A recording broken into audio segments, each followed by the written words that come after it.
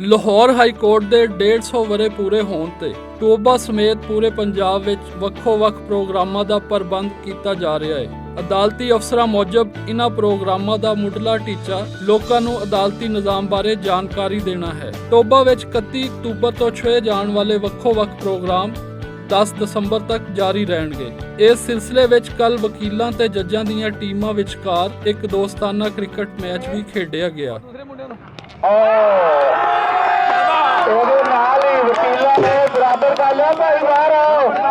District and session ਜੱਜ ਚੌਧਰੀ ਮੁਹੰਮਦ ਨਵਾਜ਼ ਨੇ ਸੁਜਾਗ ਨਾਲ ਵਿਚਾਰ ਸਾਂਝੇ ਕਰਦਿਆਂ ਹੋਇਆਂ ਆਖਿਆ ਕਿ ਇਨ੍ਹਾਂ ਪ੍ਰੋਗਰਾਮਾਂ ਰਾਹੀਂ ਲੋਕਾਂ ਨੂੰ ਹਾਈਕੋਰਟ ਦੀ ਤਾਰੀਖ ਬਾਰੇ ਵੀ ਜਾਣਕਾਰੀ ਹੋਏਗੀ।